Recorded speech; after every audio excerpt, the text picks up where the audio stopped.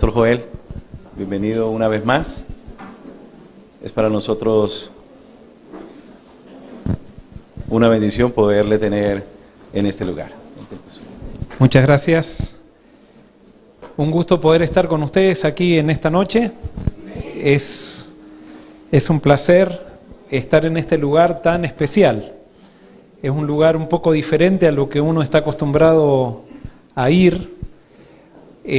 Cuando llegué me senté con Michael a comer y me contó un poco de todo esto, de lo que es esta institución, más o menos me contó de dónde vienen ustedes y realmente me quedé sorprendidísimo porque esto es como un movimiento y creo que Dios va a terminar su obra con un movimiento. Y es muy lindo, muy lindo. Bueno, ¿quién soy yo? Tengo que presentarme. Mi nombre es Joel Barrios, soy pastor de una iglesia local. Hasta hace unos 3 meses estaba siendo pastor en la iglesia de Collegiate Hispanic American, que le dicen allá, o sea, hispanoamericana de Collegiate, que está en el campus de la Universidad de Southern. Y hace unos 3 meses nos movimos. Yo pensaba que me iba a jubilar donde estaba, pero Dios continuamente cambia nuestros planes. Nosotros tenemos sueños, pero los sueños de Dios son diferentes y Él los cambia y en nosotros está someternos a lo que Él dice. Nos costó mucho movernos, estamos ahora en una iglesia local en Orlando, pero estamos viendo a medida que pasan los días que Dios tenía razón, como siempre. Nada más que uno tiene miedo, o sea, tiene que hacer saltos de fe y cuando está pegando el salto le da miedo, pero uno confirma de que Dios cumple sus promesas, Él sabe lo que hace y como muchas veces decimos, yo lo único que sé es que Dios sabe. A veces no sabemos qué es lo que hay en el futuro, pero Dios sabe. Y de eso se trata la vida de fe, el justo por la fe vivirá. La vida de fe implica en seguir los pasos de Dios y como los pensamientos de Dios son más altos que nuestros pensamientos, cuando Él nos está guiando, nosotros no vamos a entender lo que pasa en nuestra vida. Si entendemos lo que pasa en nuestra vida, quiere decir que nos estamos guiando a nosotros mismos, pero cuando no entendemos lo que pasa en nuestra vida, quiere decir que Dios nos está guiando y por eso no lo entendemos y por eso vivimos por fe. Pero a medida que vamos dando esos pasos de fe y vamos dando esos saltos de fe, vamos confirmando de que Dios tiene razón y que Él sabe y que vale la pena no dudar y siempre seguir el camino que Él nos muestra. Tengo una esposa venezolana y 3 hijos que nacieron en Estados Unidos. Conocí a mi esposa, perdonen que les hable un poco de mí, o sea, pero para que nos conozcamos. Yo era el único pastor soltero en la Unión Austral, que se llamaba la Unión de Argentina, y como era el único pastor soltero, les resultaba, no sabían qué hacer conmigo. Y entonces me decían, Joel, hasta que no te cases no te vamos a ordenar. Entonces yo les decía, yo no me voy a casar para que me ordenen. O sea, si me caso es porque me quiero casar, no para que me ordenen. El casamiento no es una experiencia administrativa. Y entonces me daban vacaciones para que vaya a conocer chicas y eso, pero no funcionaba. Entonces le dije, miren, quiero estudiar, ya me había ido bien como pastor de iglesia, quiero estudiar, quiero hacer mi maestría. Y me dijeron, no te vamos a dejar hacer tu maestría hasta que no te cases. Entonces le dije, bueno, si no me voy a casar para estudiar tampoco. Entonces, bueno, al final Dios dirigió todas esas complicaciones que me enojaron, les reconozco que me enojaron un poco en un principio, pero Dios está guiando siempre. Entonces me salió la oportunidad de ir a estudiar a Andrews, a la Universidad de Andrews en Estados Unidos, y le dije entonces a mis jefes, le dije, miren, voy a renunciar y me voy a estudiar. Si ustedes no me quieren dejar porque no estoy casado a estudiar, yo me voy a estudiar a Estados Unidos. Y me fui, renuncié y me fui a Estados Unidos, llegué a la Iglesia Hispana de Estados Unidos, y el primer día me senté en la sociedad de jóvenes al lado de la que iba a ser mi esposa sin que yo supiera, no hablamos nada ni nada, pero me senté justamente al lado de ella. No vine a contarles mi vida acá, pero al final Amelia estaba estaba haciendo terapista física, estaba haciendo su maestría en Andrews. Yo fui a estudiar mi maestría en divinidad, nos comenzamos a hacer amigos. En otro día les voy a contar los detalles de cómo fue que, si es que da, si no en otra oportunidad. Comenzamos a ser amigos y por la gracia de Dios, Dios nos dio la oportunidad de ahora ya enamorarnos y tener 3 hijos. Jeremías, de 13 años, Isabela Yael, de 10 años, y Eliana, de 8 años, que estarían felicísimos de venir acá, especialmente mi esposa, porque a mi esposa le encanta todo lo de salud. Tuvimos hace poco la oportunidad de conocer a Sonia, estuvimos en un evento juntos, nos deleitamos escuchando las charlas. Es más, después ella fue como el apóstol, que con milagros, o sea, mi esposa tuvo un problema de salud y se comunicó con ella, y lo que ella le dijo dio resultado. Amén. Dio resultado. Muy simple, pero no lo sabíamos, y gracias. Te traigo un recuerdito de Amelia para darte. Hace mucho con Michael estábamos en comunicación, y con Zuli, y yo no salgo. A mí me gusta predicar en mi iglesia, no me gusta salir de viajes, o sea, me genera mucho estrés salir de viaje, y me gusta estar en mi iglesia. Pero hay ciertos compromisos que no entiendo bien por qué, pero los acepto. Y este compromiso fue hace como 1 año y medio más o menos, comenzó toda la tranza y que los diálogos y que esto.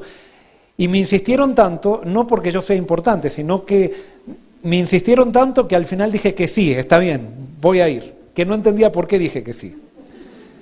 Hoy lo estoy entendiendo. ¿Y saben por qué lo entiendo?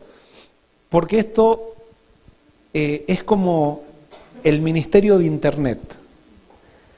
Yo creo que la iglesia electrónica es la iglesia más real que existe. ¿Y por qué les digo esto? Porque cuando uno va de pastor a una iglesia, la gente va a la iglesia porque tiene que ir, porque ya está en la iglesia, porque tiene responsabilidades. Pero el que se mete en Internet a ver un sermón es porque quiere verlo. Nadie lo está obligando. Este no es un evento oficial. A veces en los eventos oficiales van la gente porque tiene que estar representando a uno. Entiendo que todos ustedes vinieron acá porque quieren estar acá. Eso es poderosísimo. Es muy, muy poderoso. Y por eso ahora entiendo por qué Dios me trajo a este evento.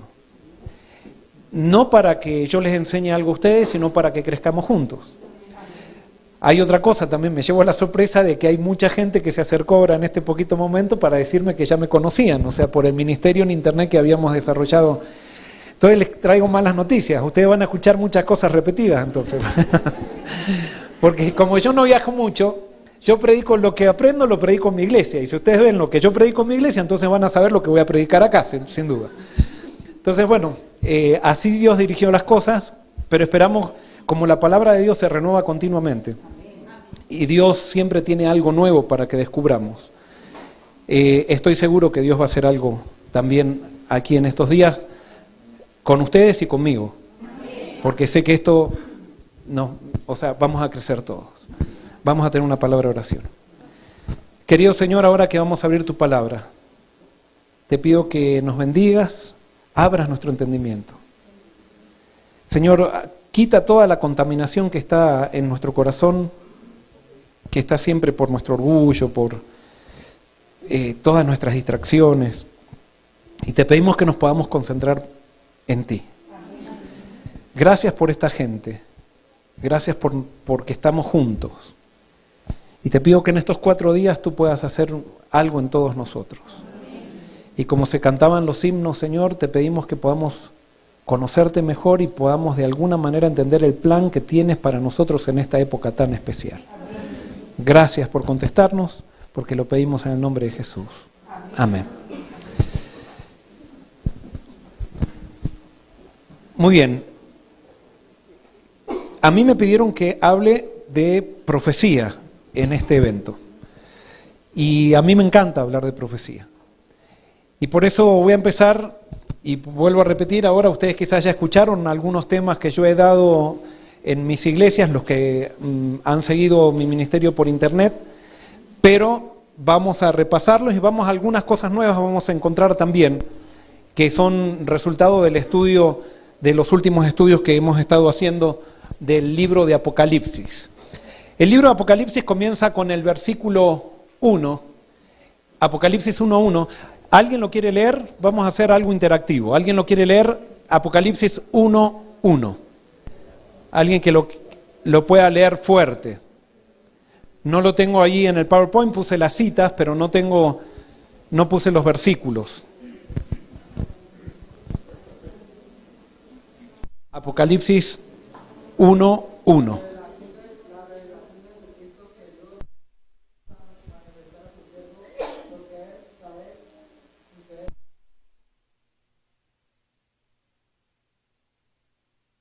Muy bien, gracias. El Apocalipsis dice que es la revelación ¿de quién? De Jesucristo. Ahora, esto se puede interpretar de dos maneras. En el griego se puede interpretar como es que la revelación que le pertenece a Jesucristo o es la revelación acerca de Jesucristo. Y saben, los comentaristas no se ponen de acuerdo muy bien. Hay un gran sector, y creo que la mayoría piensa que es la revelación que le pertenece a Jesucristo. Yo me inclino a pensar que es la revelación acerca de Jesucristo y que le pertenece también a Jesucristo. Pero me inclino a pensar que es más la revelación acerca de Jesucristo. El personaje central del Apocalipsis es ¿quién?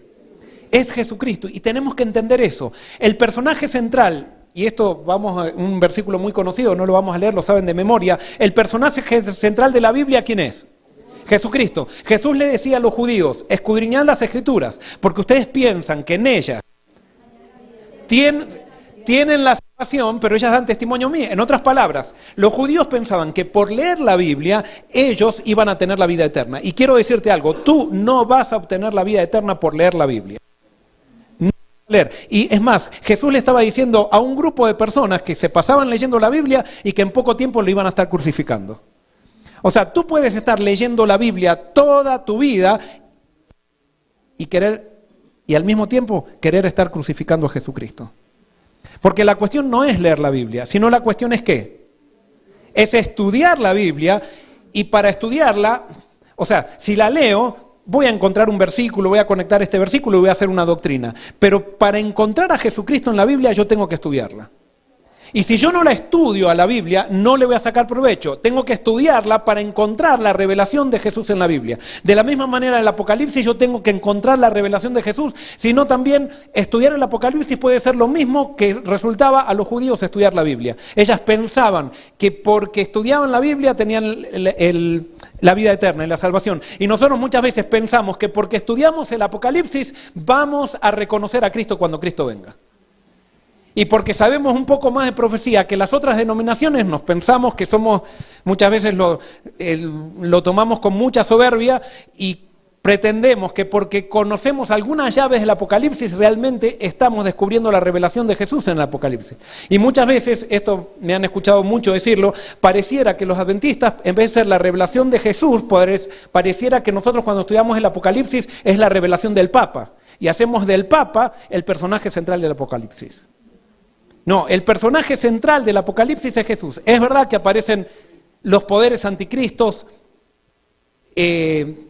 desenmascarados en el Apocalipsis, pero justamente de eso vamos a hablar. Y fíjense, Jesús tiene muchos sobrenombres en el Apocalipsis, pero vamos a concentrarnos especialmente en uno, Apocalipsis 3:7. A ver, alguien que lo lea. Apocalipsis 3:7.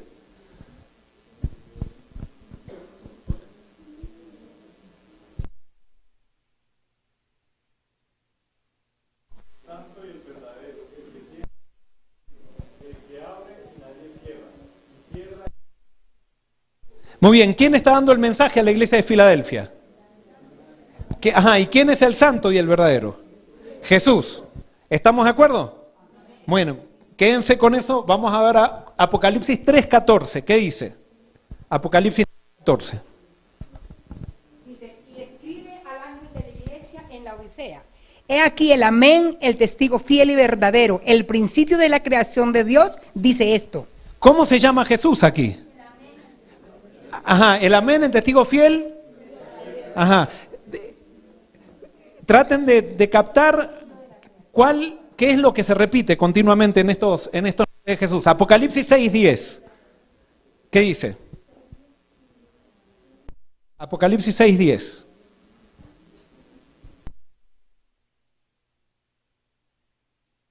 Clamaban en alta voz diciendo: ¿Hasta cuándo, Señor santo y verdadero, no juzgas y vengas nuestra sangre de los que moran en la tierra? Muy bien, ahí están las almas de los mártires que están debajo del altar, o sea, hablando simbólicamente, y dicen, ¿y con quién están hablando? Con el santo y verdadero. ¿Qué es lo que se está repitiendo? Muy bien, y vamos a Apocalipsis 19:11. ¿Qué dice Apocalipsis 19:11?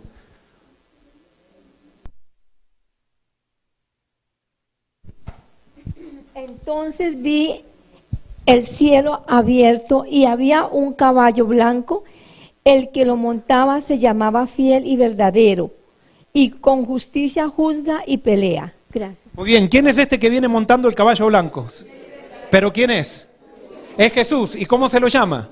Fiel y verdadero. ¿Cuál es el sobrenombre que se repite en todos estos? Verdadero. Entonces, si Jesús se define aquí como el verdadero, quiere decir que hay algo, hay alguien falso. El Apocalipsis es la revelación de Jesús, pero es la revelación del Jesús verdadero, pero también es la revelación del Jesús falso. Y nosotros tenemos que descubrir quién es el verdadero, porque el gran engaño del Apocalipsis es que va a haber un Jesús falso. Y esto es muy importante y tiene características prácticas muy importantes. ¿Cómo podremos nosotros diferenciar al Cristo verdadero del anticristo? ¿Cómo? Muy bien, nosotros tenemos algunas respuestas. Bueno, cuando Cristo venga no va a tocar la tierra, entonces nosotros sabemos si viene el anticristo y toca la tierra, ese no va a ser. Esos argumentos son muy superficiales. Tú le dices a un chico que está enamorado, le dices esa chica no te conviene, y por más que le digas que no te conviene, se va con la chica y se mete hasta... Y eso pasa con la chica, con el chico también. Va a ser tan sutil y tan poderoso el engaño del anticristo, que por más que sepamos todo lo que sepamos, si nosotros no aprendemos a identificar los principios del anticristo desde ahora, cuando venga, va a ser demasiado tarde.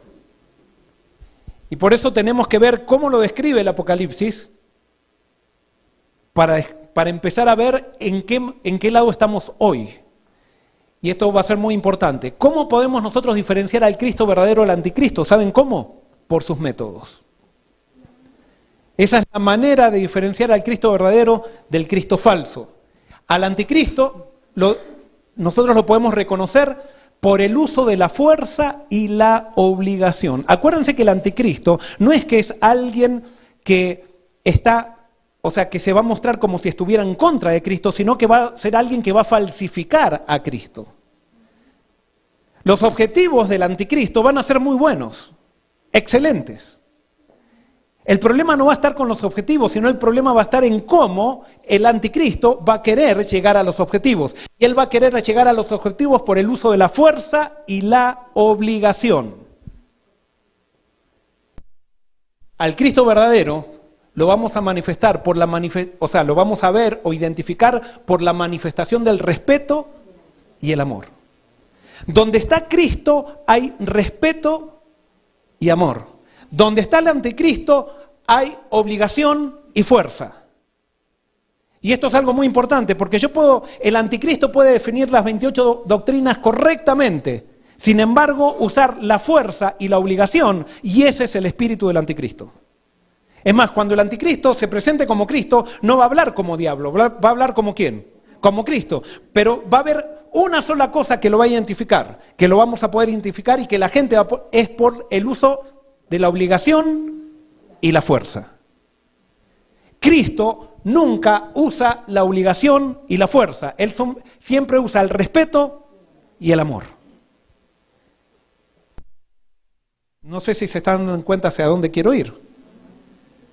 Porque muchas veces vamos a las iglesias, y en las iglesias donde más encontramos falta de respeto, donde encontramos más obligación, donde encontramos líderes que quieren imponer sus puntos de vista, donde tienen muy buenos objetivos, quieren que la gente se vista bien, que la gente haga así, que la gente haga así, pero todo por obligación.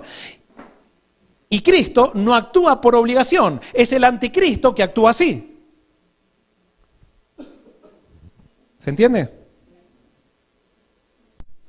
Otra de las maneras que podemos identificar a Cristo del anticristo o diferenciarlo es, y eso es el centro del Apocalipsis, va a ser por su pueblo.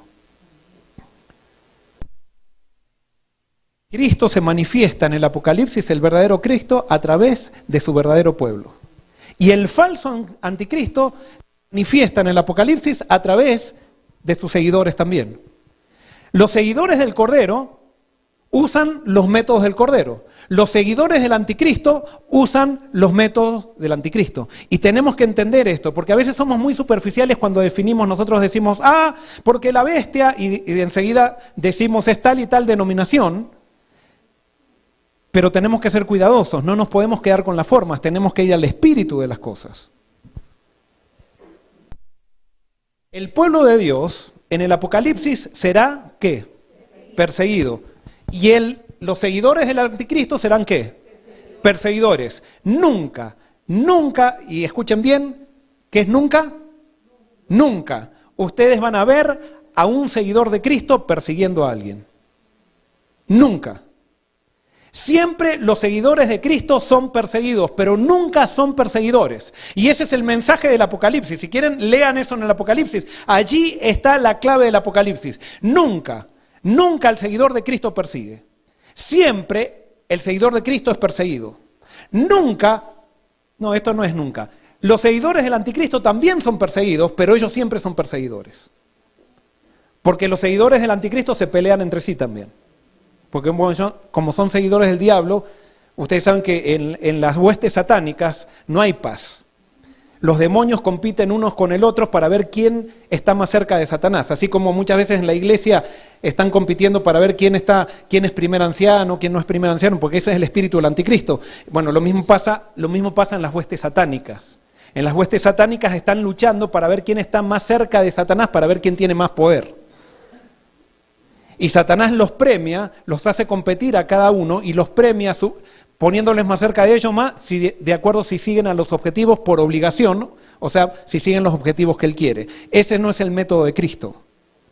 Y por eso cuando ustedes vean a alguien muy celoso dentro de la iglesia, y ojalá que no seas tú, persiguiendo a alguien, esa persona no está con Cristo. Y ese es el mensaje del Apocalipsis. Cuando tú veas que alguien está persiguiendo a alguien porque tiene que comer así, porque está comiendo mal, esa persona no está con Cristo. La persona que está con Cristo contagia a los demás de lo correcto. Pero nunca persigue ni condena, porque ese no es el espíritu de Dios. Ese es el espíritu del anticristo. Y justamente eso es lo que quiere que entendamos. Por eso Satanás no quiere que estudiemos el Apocalipsis en la manera correcta. Porque si lo estudiáramos en la manera correcta, el pastor Joel Barrios se empieza a dar cuenta que tiene más espíritu del anticristo a veces que el espíritu de Cristo. Pero como él define bien las profecías, entonces él piensa que ya está más allá del bien y del mal, cuando puedo estar definiendo bien las profecías y no tener el espíritu de la profecía dentro de mí. Y escuchen estas citas, son tremendas, o sea, de buenas. Dice, la tierra quedó oscura porque se comprendió mal a Dios. Y acá viene algo importante, esto se aplica a toda la Biblia. Nosotros sabemos que Elena de White dice que las palabras de la Biblia no son inspiradas, los que son inspirados son los profetas. Lo que es perfecto en la Biblia es el mensaje de la Biblia, pero el mensaje de la Biblia está escrito en palabras imperfectas. Y muchas veces las palabras imperfectas, como son humanas, no pueden acaparar, no sería, describir, capturar todo el mensaje, porque el mensaje es divino y las palabras son humanas. Entonces, por eso nosotros no por un versículo de la Biblia, nosotros no podemos hacer una doctrina. O agarrar 3 o 4 versículos. No, nosotros tenemos que descubrir el mensaje de la Biblia. Y el mensaje de la Biblia es conocer quién es Dios. Ese es el mensaje de la Biblia. Cuando nosotros conocemos quién es Dios, cómo realmente es, no como Satanás lo pinta, porque Satanás también nos presenta un falso Dios y nos tergiversa en nuestra mente. El pecado lo que hace es tergiversar la imagen de Dios en nuestra mente. Cuando nosotros tenemos la imagen tergiversada de Dios en nuestra mente, no tenemos salvaguardia para el pecado. Simplemente con que nos cambien un poco nuestra imagen de Dios, nosotros no tenemos salvaguardia para el pecado, porque entonces comenzamos a servir a Dios por temor y no por amor. Y eso Dios no lo puede aceptar. Y por eso Satanás prefiere que nos quedemos hablando muchas veces de la forma de la religión y no de quién hace la religión, que es Dios mismo. Y entonces esta cita dice, la tierra, esto quería decir, en el Antiguo Testamento, especialmente, y muchas veces en toda la Biblia, Dios aparece haciendo lo que permite. Los profetas escriben y ponen a Dios haciendo lo que permite. Es más, la revelación de Satanás fue progresiva en el Antiguo Testamento. Hay 3 veces nomás que se menciona a Satanás en el Antiguo Testamento. Entonces, todavía no estaba demasiado claro cómo actuaba Satanás, y muchas veces las cosas que hacía Satanás se le atribuyen a Dios, porque Dios era el Señor de todos para los profetas, para los judíos, y entonces se le atribuyen a Dios, pero no es que Dios hace todo lo que aparece en el Antiguo Testamento y en el Nuevo también, sino que Él permite. Y como Él es el Dios del universo, al final podríamos decir que hace, pero realmente, por ejemplo, vamos a dar un caso, Dios no endureció el corazón de Faraón, sino que el corazón de Faraón se endureció por el hecho de rechazar el llamado de amor de Dios. Pero no es que Dios dijo, me enojé con Faraón y yo le voy a endurecer el corazón, sino que Dios con amor llamó al Faraón, y cuando Él rechaza el amor, cuando nosotros rechazamos el amor, nuestro corazón se endurece. Es una causa. Después, por ejemplo, en el diálogo de Dios con Satanás en Job, aparece diciendo Dios que, dice, tú me incitaste para que arruinara a Job sin causa. ¿Y fue Dios el que arruinó a Job? No. Fue Satanás, eso lo sabemos, pero en la frase, en las palabras, pareciera como si Dios. Entonces nosotros no nos podemos quedar, y entonces acá viene algo clarísimo para entender. Uno de los grandes problemas que hay en el cristianismo y también en la iglesia adventista es el problema de hermenéutica, cómo interpretar la Biblia. Y hay un principio que muy pocas veces hablamos, que a la Biblia tenemos que usar el método de Miller, que es interpretar la Biblia con la Biblia misma, pero falta un lente más que todavía. Nosotros tenemos que interpretar la Biblia a través de la vida de Jesucristo, porque escudriñar las Escrituras, porque ustedes creen que en ellas está en la salvación, pero ellas son las que dan testimonio de mí. Yo cada cosa que hace Dios la tengo que analizar a través del lente de Jesús, cómo Jesús lo hizo. Y cuando lo analizo a través del lente de Jesús, entonces puedo interpretar quién es el Dios del Antiguo Testamento, porque el Dios del Antiguo Testamento es el Jesús que vino, que se hizo encarnado, que se encarnó, pero Jesús fue la revelación plena de Dios, y en Jesús entonces se puede derramar el Espíritu Santo en manera plena, porque el Espíritu Santo ahora tiene toda la data para hacer su obra en nosotros a través de la revelación de Jesús. ¿Se entiende? Bueno, espero ser, yo no sé, yo también, mis palabras son imperfectas de lo que quiero decir. Es el Espíritu Santo que tiene que trabajar y ver cómo hacemos de esto un diálogo para que todos crezcamos en la verdad. Pero dice así, la tierra quedó oscura porque se comprendió mal ¿a quién? A Dios, a fin de que pudiese iluminarse las lóbregas sombras, a fin de que el mundo pudiera ser traído de nuevo a Dios, había que quebrantar el engañoso poder de Satanás. ¿Y qué trataba de engañar? ¿Qué trataba de hacer Satanás? ¿Engañar con respecto a qué? A Dios. Con respecto, ¿qué es lo que trata de hacer Satanás? Él trata de mostrar que Dios tiene las características de Él, que Dios quiere destruirnos, que Dios... ¿Se acuerdan cuando Adán y Eva pecaron? ¿Qué hicieron Adán y Eva cuando pecaron? Se escondieron. ¿Por qué se escondieron? Porque tuvieron miedo. ¿De quién tuvieron miedo? ¿Dios había cambiado? No. ¿Quién cambió? Ellos. El pecado cambió la mente. Entonces, ahora, antes, ellos veían a Dios, ¿cómo lo veían? Lo veían, sí, cara a cara, pero cuando lo veían, ¿cómo lo veían? Bueno, pero cuando entró el pecado y Satanás entró en la mente, ellos empezaron a pensar que Dios es malo. Y cuando vino Dios a darles la salvación, ellos pensaban que Dios venía ¿a qué? A castigarlos. Y nosotros leemos la Biblia así también, y muchas veces cuando decimos, y Dios sacó a Adán y Eva del jardín del Edén, decimos, ese es el castigo de Dios. Y nosotros no entendemos lo que es castigo de Dios, porque el castigo de Dios siempre es amor. Dios no castiga como nosotros castigamos. Dios no es hombre para que se arrepienta, no es hombre como nosotros. Y por eso los términos que los profetas le describen a Dios no los podemos interpretar en términos humanos, solamente lo podemos interpretar en términos de Dios. Y alguien puede decir, pero entonces, ¿cómo vamos a saber cuál es el diccionario para entender los términos de Dios? ¿Y saben cómo se llama el diccionario? Jesús. Jesús. Jesús es el diccionario, es, ¿cómo se dice? en computadoras el sistema operativo para descifrar todo en la Biblia. Es Jesús. Y Jesús es el sistema operativo para descifrar todo en el Apocalipsis. Y seguimos, dice, vamos a empezar desde el principio de vuelta. La tierra quedó oscura porque se comprendió mal a Dios, a fin de que pudiesen iluminarse las lóbregas sombras, a fin de que el mundo pudiera ser traído de nuevo a Dios, había que quebrantar el engañoso poder de Satanás. Esto no podía hacerse, ¿por qué? Por la fuerza. El ejercicio de la fuerza es contrario a los principios del gobierno de Dios. ¿Entendido?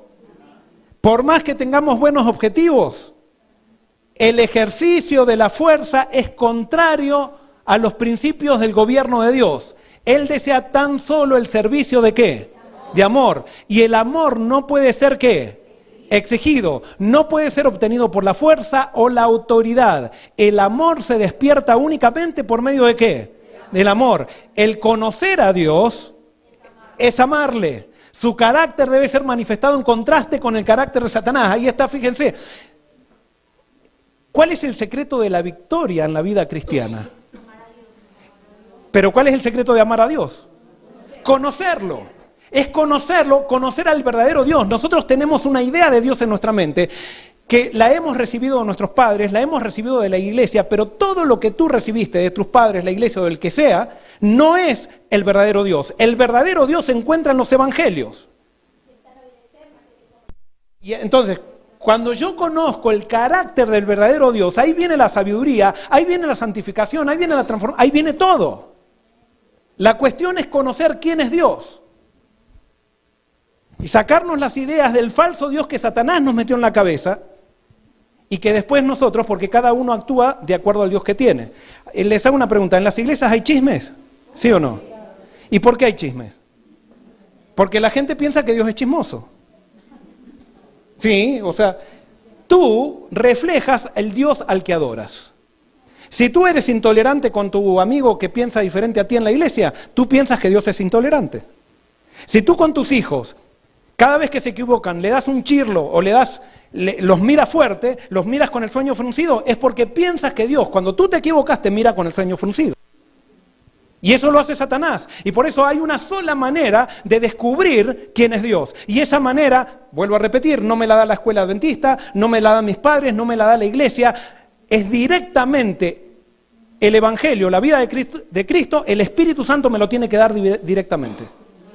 Si no tengo una idea de Dios, y las ideas de Dios no son Dios mismo. Los judíos tenían ideas de Dios, pero cuando Dios se reveló a través de Cristo, ellos prefirieron quedarse con sus ideas antes que aceptar la revelación de Dios. Y ese es el mismo problema que tenemos nosotros. No hay nada más duro en la vida que aceptar la revelación de Dios a través de Jesucristo. Y no hay nada más hermoso.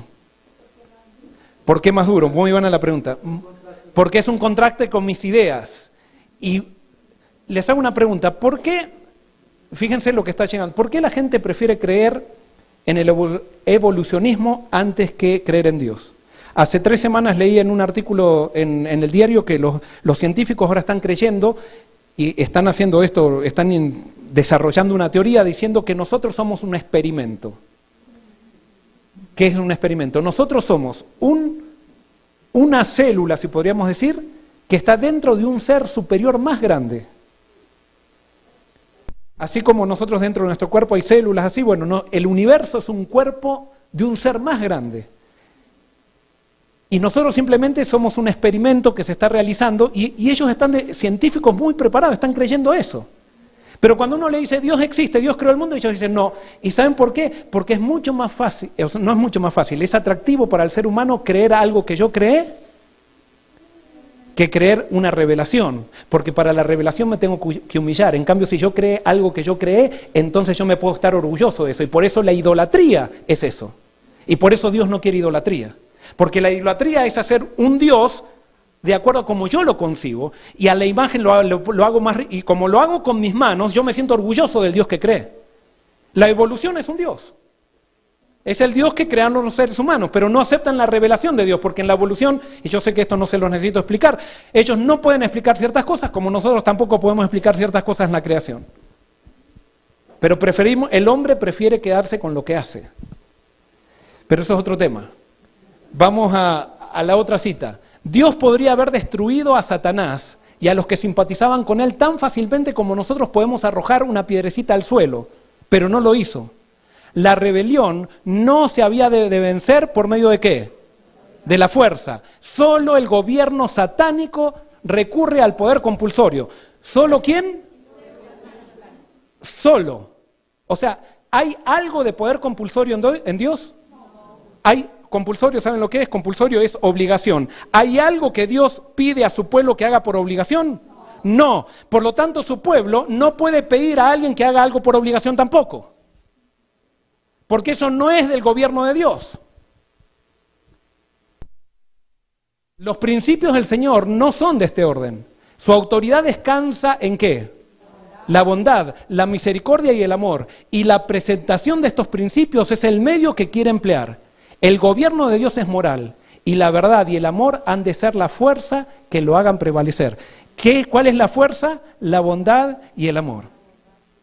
Cuando en una iglesia local tú tienes que obligar a la gente a venir vestido de una manera a la iglesia, hay algo que hace mucho tiempo fallaste y que no supiste hacer. ¿En qué falló esa iglesia cuando tienen que empezar a legislar que si hay que venir así, hay que venir así, hay que venir? En esa iglesia nunca se reveló el amor. Y si nunca se reveló el amor, quiere decir que no se reveló a Cristo. Porque cuando Dios tuvo que hacer una definición del amor, no pudo hacerla, sino que nos dio una persona y esa persona es Cristo. Amén. La definición del amor es Cristo.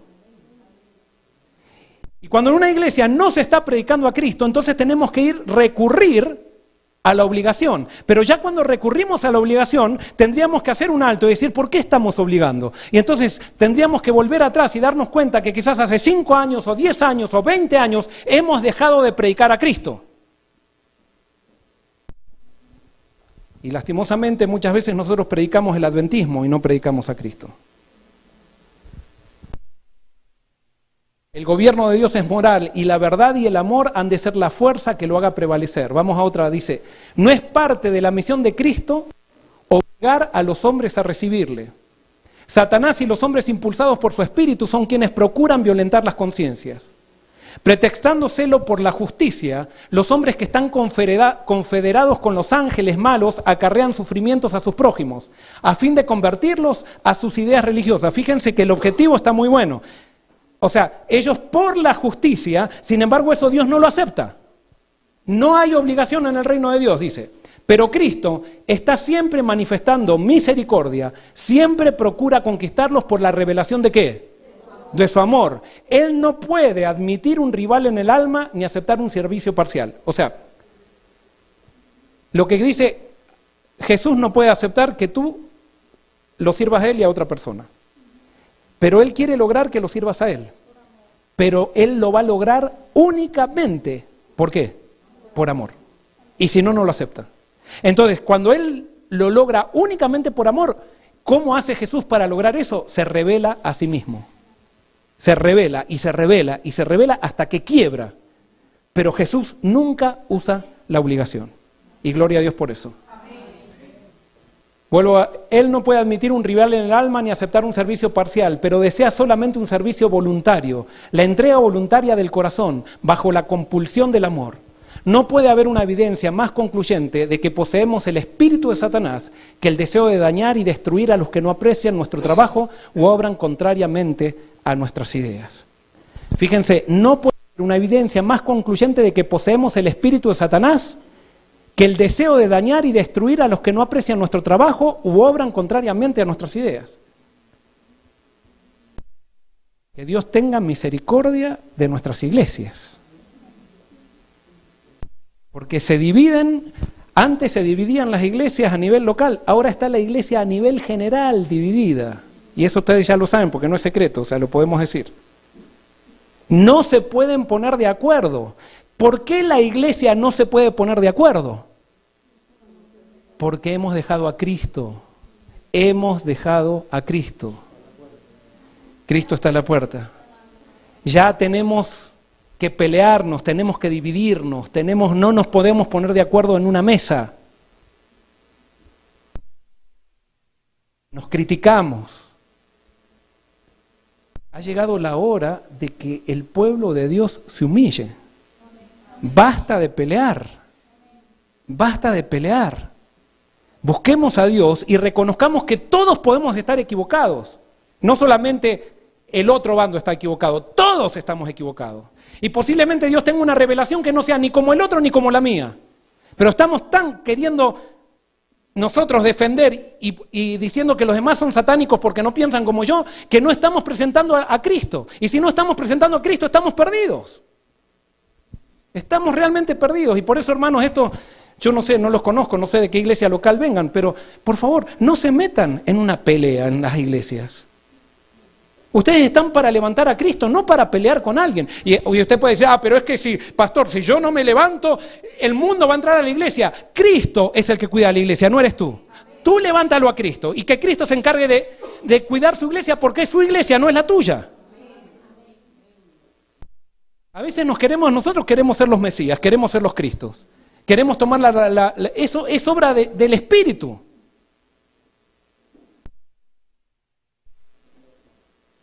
Hay dos ciudades en el Apocalipsis. ¿Cuáles son? Babilonia y Jerusalén. Babilonia refugia a los perseguidores que usan la fuerza para alcanzar objetivos. Eso es Babilonia. Babilonia no es una denominación, Babilonia es un espíritu. Yo me acuerdo cuando la primera vez que vino a Estados Unidos, fui a la embajada a sacar la visa y había pósters que decía, Catch the Spirit of USA. Y había otro póster, Catch the Spirit of USA. Y subí al avión, cuando subí al avión por primera vez, que nunca había subido un avión ni nada, decía, Catch the Spirit of USA. Y yo no sabía absolutamente nada de inglés, entonces no sabía lo que quería decir esto, pero leía por todos lados. Y llegué acá a Estados Unidos, y un montón de modas que yo creía que eran argentinas, y los argentinos somos bastante creídos también, no sé si ustedes sabían eso, yo pensaba que eran modas argentinas, resulta que me di cuenta que eran cosas de acá de Estados Unidos. Después veía un programa de televisión que allá en Argentina yo decía, qué inteligente es este programa que están haciendo, y era una copia del programa de televisión de acá de Estados Unidos, y era toda una copia. O sea, Argentina había captado el espíritu de Estados Unidos, y justamente eso es, Babilonia es una moda, Babilonia es una manera de hacer las cosas. Sí, al final del tiempo va a haber, y nosotros ya sabemos, hay instituciones que representan eso, pero no es por ser la institución que es Babilonia, sino es por tener el espíritu. ¿Y cuál es el espíritu? Es querer alcanzar los objetivos por la fuerza. Eso es Babilonia. Es un espíritu, y podríamos hacer un estudio de Babilonia, que ahora no tenemos tiempo, de lo que es Babilonia en la Biblia. Babilonia no es una denominación, es un espíritu. Y cada denominación decide qué espíritu quiere agarrar. Y no importa si te llamas Adventista del Séptimo Día, remanente, que tiene las 28 doctrinas correctas y eso, y tú quieres llegar a los objetivos por la fuerza, tú y yo somos Babilonia. Y quiero decirles algo también, la iglesia adventista nunca va a ser Babilonia, porque la iglesia adventista es un espíritu. Es un espíritu. No voy a analizar tampoco lo que es el espíritu de la iglesia adventista. Los que nos transformamos en babilónicos somos nosotros. Pero ¿por qué el adventismo fue un movimiento? Porque justamente estos elementos no nacieron con el adventismo. ¿Cómo? Y ellos fueron perseguidos, no fueron perseguidores. Y gloria a Dios que tuvimos una profeta que estableció estos principios de manera maravillosa hasta que se murió y estos principios comenzaron y ahora resulta que hasta defendemos a la profeta persiguiendo al que no cree en la profeta. Terrible, terrible. A veces ponemos a la profeta que dijo que la Biblia es el centro por sobre la Biblia. Y decimos que seguimos a la profeta. No, estamos idolatrando a la profeta. Porque si siguiéramos a la profeta, pondríamos a la Biblia. Es más,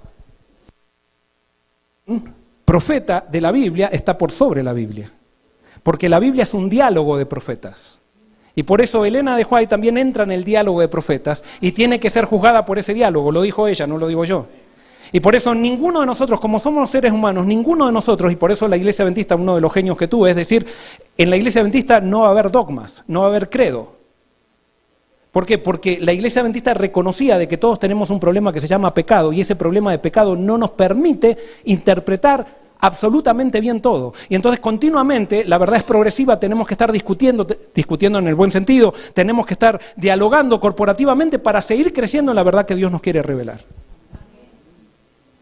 Entonces hay dos ciudades, está Babilonia y Jerusalén. Babilonia refugia a los perseguidores que usan la fuerza para alcanzar objetivos. Jerusalén refugia a los que son perseguidos. Sin embargo, el pueblo de Dios está en Babilonia y debe peregrinar hacia Jerusalén. Vemos que continuamente hay llamados del pueblo de Dios a salir de Babilonia, y yo no creo que el pueblo de Dios llegó a Jerusalén en el Apocalipsis, sino que muestra el trayecto en que cuando el pueblo de Dios sale de Jerusalén, sale de Babilonia, y es el peregrinaje hacia la Nueva Jerusalén. Y eso vamos a ver quizás el próximo tema. Apocalipsis 18:1 dice lo siguiente. ¿A quién? No dice lo siguiente. Léanlo ustedes. Apocalipsis 18:1. ¿Qué dice?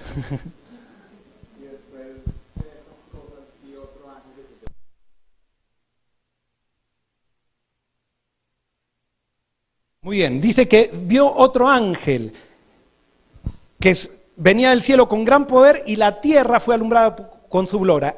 ¿A quién representa ese ángel? ¿Cómo? Muy bien, ese ángel representa al pueblo de Dios. O sea, es el representante. Los ángeles representan al pueblo de Dios en el Apocalipsis, en muchos de los casos. Y entonces aquí representa al pueblo de Dios y la obra. Dice que la tierra fue alumbrada con su gloria. O sea, este ángel representa al pueblo de Dios. ¿Y qué hace el pueblo de Dios?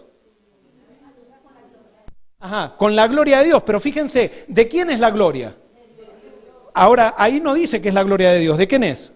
Es del ángel. No le pertenece al ángel, no es creada por el ángel, pero es la gloria de Dios. Pero la gloria que habla ese versículo es la del ángel, no es la de Dios. Muy bien, entonces, ahora, vamos ahí. ¿Qué significa gloria? Y vamos a Juan 1:14. Léanlo, por favor, Juan 1:14, ¿qué dice?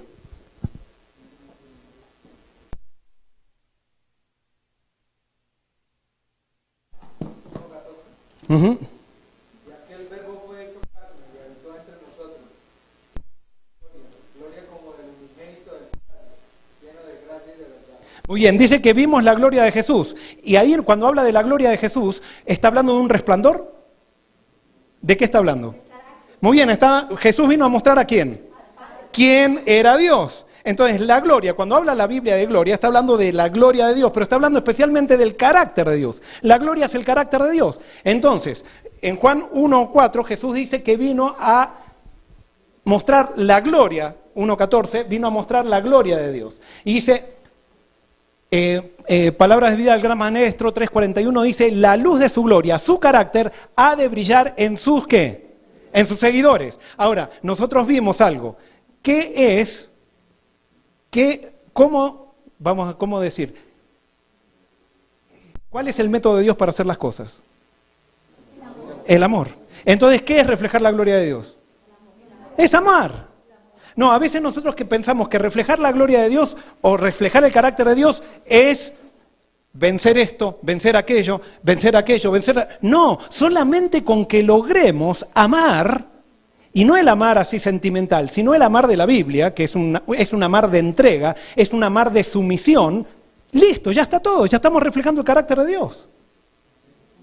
Es más, la Biblia dice que cuando amemos, como dice la Biblia, vamos a estar guardando la ley, no vamos a necesitar la ley. No porque la ley no sirva, sino que la ley es el amor. Pero entonces la ley no es el amor, la ley es Jesús. Entonces yo lo que necesito es simplemente descubrir al Dios verdadero a través de Jesús. Y cuando yo descubra al Dios verdadero a través de Jesús, automáticamente como resultado va a venir la santificación en mi vida.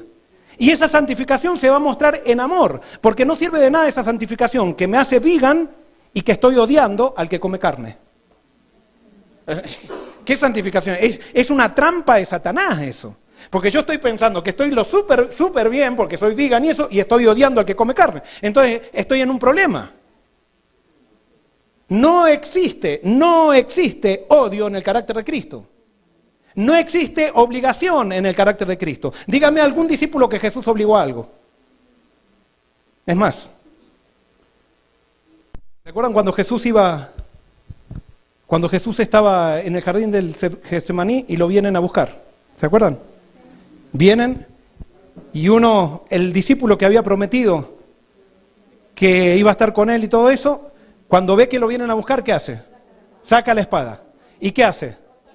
Corta la oreja. Y entonces Jesús se desata milagrosamente, agarra y sana la oreja, porque Jesús le podría haber dicho, bien hecho Pedro, bien hecho, me están viniendo, esto es injusto. Ahora, yo tengo otra pregunta. ¿Qué hacía Pedro con una espada después de andar caminando 3 años y medio con Cristo? Entonces, ahí viene el otro sector que lee la Biblia de una manera que no se debe leer. ¿Viste? Se puede usar espada si Jesús no le dijo nada. Si Jesús no le dijo nada, quiere decir que podemos agarrar y empezar a cortar orejas. ¿Qué hacía Pedro después de 3 años y medio con una espada en la cintura? Les hago una pregunta. ¿Jesús aprobaba la espada de Pedro? Pero no se la quitó. ¿Por qué no se la quitó? Porque él no trabaja con la fuerza, porque a Jesús no le interesaba la espada de Pedro, a Jesús le interesaba el corazón de Pedro. El gran problema con la iglesia adventista es que muchas veces nosotros estamos interesados en la espada y pensamos que el mundo entra por las espadas, el mundo entra por la música, el mundo entra por esto. No, el mundo entra porque Cristo no está. Levantemos a Cristo y se van a poner en regla las espadas, la música, la vestimenta y todo. Para eso vamos a tener paciencia, la misma paciencia que tuvo Dios con Satanás, que no lo destruyó cuando podía destruirlo, hasta que no se revelara el carácter de Satanás. Si Dios tiene tanta paciencia, ¿por qué nosotros no podemos tener paciencia? ¿Saben por qué? Porque todavía no nos hemos encontrado con Cristo. Muy simple. No hemos conocido al verdadero Cristo. Todo evalúa, absolutamente todo. Me tocaste una espina. Yo estoy luchando con este tema para encontrar el equilibrio. Porque yo me doy cuenta que tengo un sermón espectacular acá. Y después cuando llego a mi casa, ahí, a todos obligación, castigo, que esto, que lo otro. Y mis hijos me lo dicen. ¿Qué predicaste, papá, el sábado? Y yo tengo que hacer un alto y digo, wow, estoy descubriendo algo que todavía no llegó a mi casa. Y sí, hay algo que, les digo, al ponerlo en práctica, más obligación, más castigo, más rebeldía. Más mostrar el carácter de Dios, más diálogo, más amor, más obediencia. Pero como estamos, no tenemos tiempo. Entonces, como es el hijo del pastor y la hija de los hijos del pastor, tenemos que hacer las cosas rápido porque tenemos que quedar bien con la iglesia. Maldición. Maldición con nuestra imagen. Porque no nos interesa reflejar a Cristo.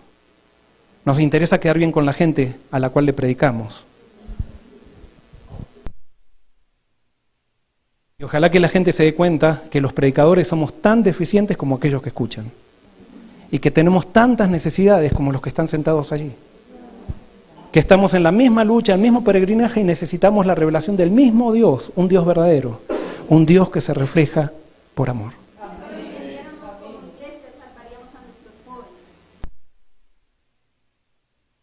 Porque soy el hijo del pastor o el hijo del líder. No. Les voy a contar una experiencia. A mí, cuando me trasladan de iglesia, generalmente llego a las iglesias no porque dijeron, vamos a traer a este buen pastor a esta iglesia, sino porque la iglesia tiene una crisis tan grande que me traen a mí porque dicen, llevémoslo, porque si le va mal, que lo sacamos, y si no, pero si hay algo, los principios de Dios funcionan en todos lados. Y tuve la oportunidad de ser pastor de jóvenes. Y tuve la oportunidad ahora de pastorear a estudiantes. Levantando a Cristo, levantando el amor de Dios. No el amor ese que tú estás en pecado, Cristo te ama, sigue en pecado. No, tú estás en pecado, Cristo te acepta así como eres, pero te ama demasiado como para dejarte así. Y el pecado te hace mal a ti. Cristo te ama tanto que no quiere que el pecado te destruya. Y por eso está Cristo. Pero predicando a Cristo es impresionante, hermanos. Vienen los jóvenes de ellos mismos a confesarme, soy homosexual, pastor, quiero dejar esto. Vienen parejas, hijos de pastores, pastor, estamos fornicando. Y nos damos cuenta que esto no da gloria a Dios. Queremos que nos dé consejos de cómo vivir esto para Dios. Sin estar, pero obliguemos, empecemos a predicar vestimenta, empecemos a predicar prohibiciones, empecemos a predicar el odio al mundo, empecemos a predicar todas esas cosas y lo único que vamos a conseguir es más rebeldía. Porque tenemos que entender que no son los resultados de la obra de Cristo lo que nos salva es Cristo, no sus resultados.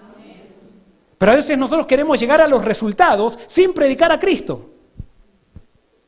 Y lo que me dice Cristo es, predícame a mí y yo me encargaré de los resultados. La luz de su gloria, su carácter ha de brillar en sus seguidores vamos a ser como Cristo. Cristo espera con un deseo anhelante la manifestación de sí mismo en su iglesia. Cuando el carácter de Cristo sea perfectamente reproducido en su pueblo, entonces vendrá Él para reclamarnos como suyo. Y esta cita ha dado tanto debate, pero es muy simple esta cita. Cuando nosotros no usemos la fuerza para conseguir los objetivos, Cristo vendrá. Cuando creamos en el amor, o sea, cuando creamos en Cristo, porque creer en el amor es creer en Cristo. Cuando creamos que Cristo es poderoso para hacer la reforma, Cristo vendrá. Pero el gran problema es que nosotros pensamos que Cristo no es poderoso y que nosotros tenemos que hacer las reformas. No, es el Evangelio que es poder de Dios para salvación. No somos nosotros poder, es el Evangelio. Yo tengo que, o sea, el Evangelio tiene que estar encarnado en mí para que eso sea poder. Y va a haber un grupo, ¿por qué? Porque se predicó el verdadero Dios que por estar contemplando al verdadero Dios va a ser transformado y entonces van a reflejar el carácter de Cristo. Muy simple. Isaías 60, 1 y 2, ¿qué dice? Alguien que lo lea. Isaías 60, ya estamos terminando. Isaías.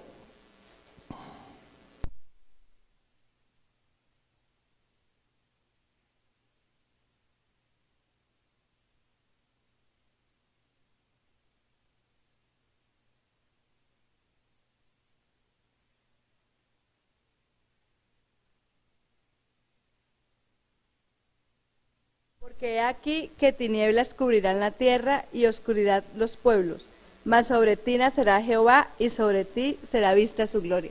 Amén. Entonces dice, levántate, resplandece, ha venido tu luz y la gloria del Señor ha venido sobre ti. O sea, en el pueblo de Dios va a mostrar el amor de Dios, el pueblo de Dios va a reflejar el carácter de Dios. ¿Cómo lo va a reflejar? Por sus métodos. No va a usar la obligación para lograr los objetivos. Solamente va a usar la fuerza ¿de qué? Del amor. Pero entonces sigue diciendo el versículo, tinieblas cubrirán la tierra, pero sobre ti será vista su gloria. Tinieblas cubrirán la tierra con respecto a qué. ¿Con respecto a qué? ¿Con respecto a qué? Con respecto a Dios. Porque, y acá viene, hermanos, acá viene lo del Apocalipsis que es tan importante. El Apocalipsis no describe un poder ateo y un poder espiritual seguidor de Dios. Lo que describe es un poder, al final va a haber dos grupos que sigan diciendo que siguen a Dios, unos que sigan a Dios por medio de la fuerza y otro grupo que siga a Dios por medio del amor. Es los dos grupos, los ateos van a desaparecer al final. Y eso está descrito en el Apocalipsis, va a haber solamente dos grupos, pero los dos grupos van a decir seguir a Dios.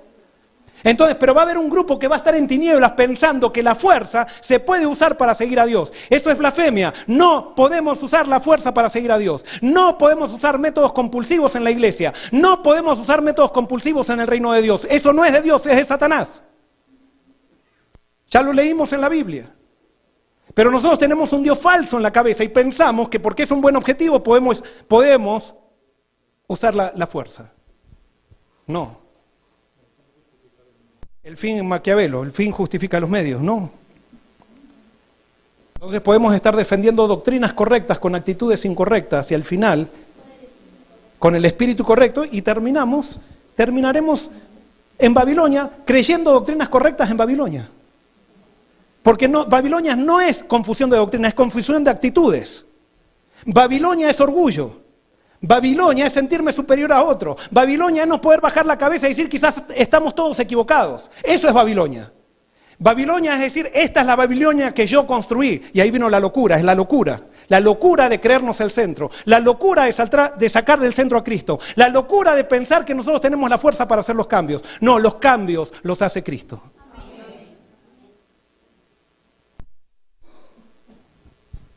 Comentando esto, Elena de White dice del Isaías, en la parábola de las vírgenes prudentes tenían aceite en las vasijas de sus lámparas. Su luz ardió con llama viva a través de la noche de vela. Cooperaron en la iluminación ejecutada en honor del esposo. Brillando en las tinieblas, contribuyeron a iluminar el camino que debía recorrer el esposo hasta el hogar de la esposa, para celebrar la fiesta de bodas. Así, los seguidores de Cristo han de verter luz sobre las tinieblas del mundo. Por medio del Espíritu Santo, la palabra de Dios es una luz, cuando llega a ser un poder transformador en la vida del que los recibe. ¿Qué tenemos que nosotros hacer? Poner la luz, preparar el camino para el esposo. ¿Pero qué es la luz que brilla en las tinieblas? Es la luz del conocimiento de Dios a través de Jesucristo. Esa es la predicación. ¿Quién es Dios? Mostrar el verdadero Dios, que Dios es amor, que Dios nos ama demasiado, nos acepta así como somos, pero nos ama demasiado para dejarnos así. Ese es el Dios que muestra la Biblia. Un Dios que ama al pecador. Dice, implantando en el corazón los principios de la palabra, el Espíritu Santo desarrolla en los hombres los atributos de Dios. La luz de su gloria, su carácter ha de brillar en sus seguidores. Así ellos han de glorificar a Dios, han de iluminar el camino a la casa del esposo, a la ciudad de Dios, a la cena de las bodas del Cordero. A mí me alegra de la obra que están haciendo, por ejemplo, hoy me estaban contando la obra que están haciendo aquí. Espectacular. Pero ojalá que esto nunca se transforme en una institución para ganar plata, que sea una institución para mostrar el amor de Dios. Que entre dinero, no está mal que entre dinero, que entre mucho dinero, ojalá, pero que lo principal sea mostrar el amor de Dios a través de los métodos naturales, a través de las actitudes que tengamos, a través de recibir al pecador y decirle hay un camino, Cristo es el camino. Esa es la obra y ustedes la están haciendo y a mí me llena de aliento, hermanos, esto. Porque ahí no habíamos. Yo creo que muchas veces todos nos preguntamos, ¿qué está pasando? Pero está habiendo un reavivamiento que Dios está haciendo. Y Cristo se está haciendo claro a través de su pueblo. Por medio del Espíritu Santo, la palabra de Dios es una luz cuando llega a ser un poder transformador en la vida del que la recibe.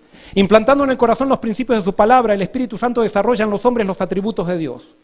La luz de su gloria, su carácter ha de brillar en sus seguidores. Así ellos han de glorificar a Dios, han de iluminar el camino a la casa del esposo, a la ciudad de Dios, a la cena de las bodas del Cordero. El mundo está envuelto por las tinieblas de la falsa ¿qué? Concepción de Dios. Los hombres están perdiendo el conocimiento de su carácter, el cual ha sido mal entendido y mal interpretado. El problema está en quién es Dios. Todo el gran conflicto gira alrededor de eso. Y por eso, centrémonos en eso en las iglesias. Céntrense en eso en sus ministerios, en sus instituciones de salud. Muestren quién es Dios. Y ahí van a tener todo el poder del cielo al servicio de ustedes. Aquellos que esperan la venida del esposo han de decir al pueblo, veis aquí al Dios vuestro. Los últimos rayos de luz misericordiosa, el último mensaje de clemencia que ha de darse al mundo es una revelación ¿de qué? De su carácter ¿de qué? De amor, no de su carácter, porque nosotros decimos, hay que reflejar el carácter de Dios, y es un carácter, ojalá que no lo reflejemos ese, porque es de perseguir a de criticar al que piensa diferente a mí, de criticar a los jóvenes, no, eso no es el carácter de amor de Dios. Los hijos de Dios han de manifestar su gloria, en su vida y carácter han de revelar lo que la gracia de Dios ha hecho por ellos. Termino con un versículo que ustedes lo conocen. Hermanos, si seguimos este versículo, no hay necesidad de hacer tantas campañas evangélicas. En esto conocerán todos que son mis discípulos, cuando se amen los unos a los otros. Podríamos decir, en esto conocerán que todos son mis discípulos, cuando estemos sometidos al Cristo verdadero. Me encantaría contarles experiencias de gente que está captando este mensaje, que la está captando por diferentes medios.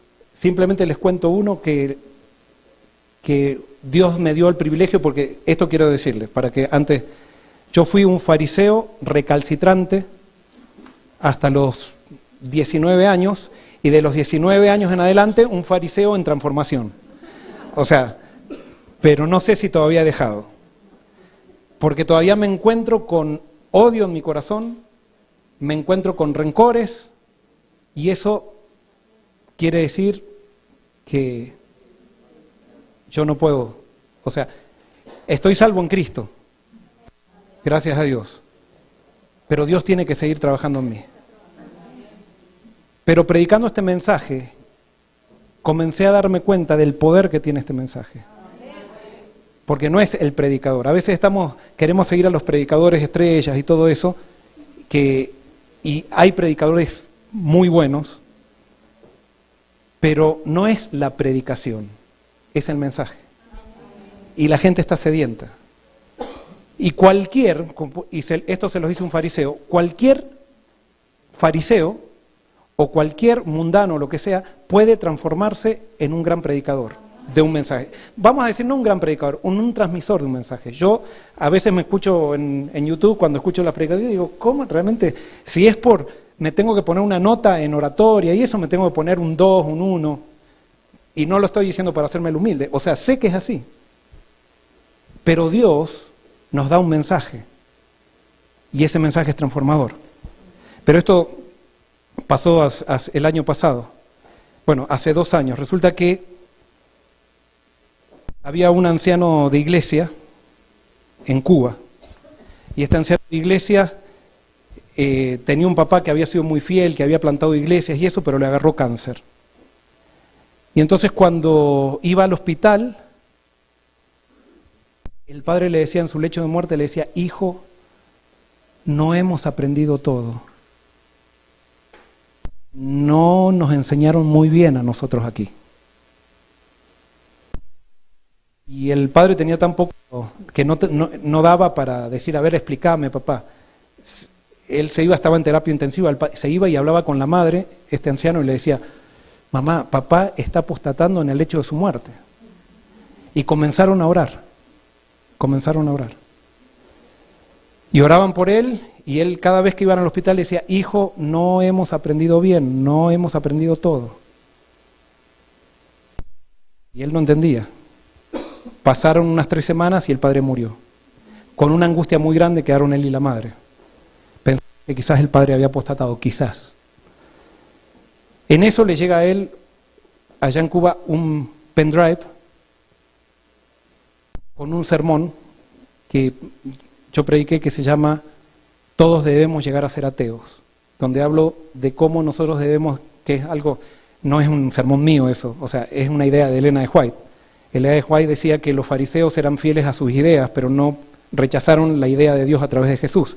Entonces en ese sermón yo decía, todos tenemos que renunciar a nuestras ideas de Dios para encontrarnos con Dios mismos. O sea, tenemos que ser ateos de nuestras ideas de Dios y encontrarnos con Jesús.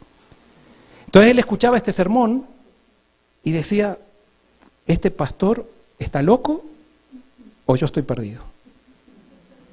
Y lo escuchaba de vuelta y decía, ¿este pastor está loco o yo estoy perdido? Entonces tenía miedo de ir a la iglesia y decir que estaba escuchando ese sermón porque tenía miedo que lo echen, o sea, en la iglesia. Porque no sabía si el pastor era un pastor liberal o algo por el estilo, que de acá de Estados Unidos y eso. Entonces decía, ¿este pastor está loco o yo estoy perdido?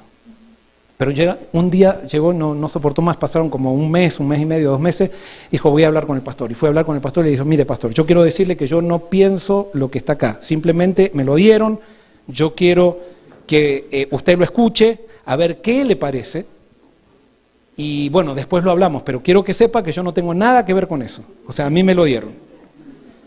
Entonces el pastor lo pone, y cuando lo ve dice, es el sermón que me faltaba de la serie de 5, dice, porque es una serie de 5 sermones. Dice, ese sermón, vamos a escucharlo. Y entonces lo escucharon juntos, y dice, no creo que el pastor esté loco, no creo, le dice el pastor. Entonces dice, vamos a empezar a estudiar la Biblia desde otro aspecto, y empezaron a estudiar la Biblia. Eso les llevó como un año y medio estudiando la Biblia. Y eso vuelvo a repetir, los pastores simplemente podemos inquietar para que la gente vaya a la Biblia, pero los pastores no transformamos a nadie, es el mensaje de la Biblia que transforma si es que estamos predicando. Y por eso la función de estos eventos Y yo, por ejemplo, sí, yo tengo un ministerio en internet y eso, pero no es ir a seguir a un pastor, sino la cuestión es escuchar, y posiblemente haya cosas que no estén de acuerdo, no importa, vayamos a la Biblia, pidamos el Espíritu. Si vamos a la Biblia y pedimos el Espíritu, ya ganamos todo. Yo puedo estar equivocado, o sea, eso no importa, pero el Espíritu no los va a dejar equivocar a ustedes. Entonces, empezaron a estudiar, y dijeron, vamos a empezar, bueno, empezaron a hacer evangelismo, comenzaron a plantar iglesias, comenzaron a hacerse amigos de la gente de otras denominaciones. Lastimosamente no tengo el teléfono acá, pero bueno, para contarles algo. Entonces, las esposas empezaron, les decían Pablo y Silas al pastor y a este anciano. Y entonces, pero empezaron a ponerse celosas. Celosas en el sentido, empezaron a odiarme a mí, o sea, a odiarme literalmente. Se los digo porque me tuvieron que mandar una carta y me mandaron una carta del odio que me tenían. O sea, porque decían que ahora ellos estaban y era verdad, se habían entusiasmado tanto que se la pasaban estudiando la Biblia todo el día. Y quiero decirte, es bueno que empieces a estudiar la Biblia todo el día, pero no es eso el plan de Dios para toda tu vida. Es el plan de Dios para tu reavivamiento, pero no para toda tu vida.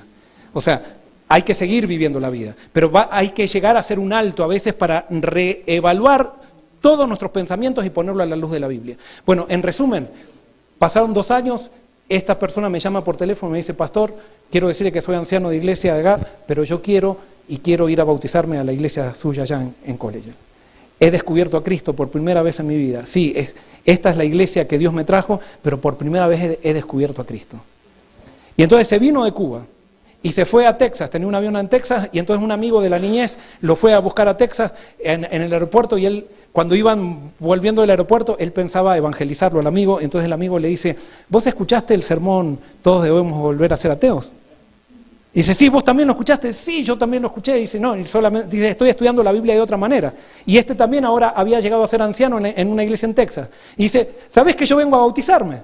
Vengo a bautizarme. Bueno, los dos, Dios me dio el privilegio de bautizar a los dos.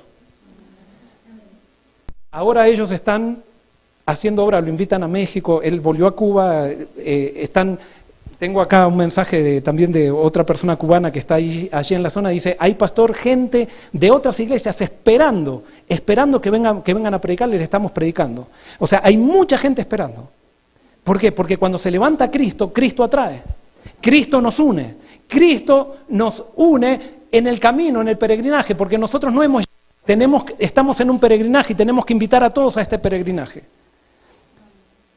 Al final a este pastor lo pusieron de doctor en teología, o sea, terminó el doctorado y lo pusieron de profesor en la universidad, y entonces me pidió todos los temas, y él los está usando con los estudiantes. Con esto no les estoy diciendo, hermanos, o sea, yo sé que esto estoy hablando, hay un mensaje, yo no tuve este mensaje siempre, simplemente les estoy dando testimonio, yo fui un fariseo, y Dios me tuvo que sacudir por crisis en la vida, porque era un orgulloso tremendo. Yo pensaba que era mejor que todos, yo pensaba que nadie, es más, tuve discusiones con profesores y todo, diciendo que ellos eran liberales, que todo lo demás, porque yo no conocía a Cristo. Era sincero, pero Cristo sí me conocía a mí y Cristo tenía un plan conmigo. Que Dios los bendiga. Y ojalá que en estos días, por medio de lo que escuchemos con todos los oradores, escuchemos a Cristo. Y que Cristo nos lleve a toda verdad. Vamos a orar. Querido Señor, gracias. Porque tú, Señor, nos tienes en cuenta a pesar de que somos polvo. Señor, después de haber entendido el Evangelio, me di cuenta, Señor, de que estoy parado aquí adelante porque tú eliges a los peores para que me ministren. Nos das ese privilegio, Señor, para poder estar continuamente tomados de tu mano, porque si no seríamos un desastre. Por lo menos lo digo por mí, Señor. Quizás no sea la experiencia de todos, pero sí la mía. Señor, te pido que hoy aceptamos la revelación tuya a través de Jesús. Y queremos que tú nos abras el entendimiento para entender que Él vino a mostrar quién eres tú, el Padre. Y Señor, que esa revelación de Jesús pueda diluir todas las mentiras que Satanás puso en nuestra mente. Ayúdanos a leer la Biblia con esa revelación, a encontrar en la Biblia a Jesucristo. y de esa manera entonces poder definir el espíritu del anticristo. Gracias, Señor, por este privilegio, y te pedimos que no lo quedemos con nosotros, sino que lo podamos compartir. Esto te lo pedimos y te lo agradecemos en el nombre de Jesús. Amén.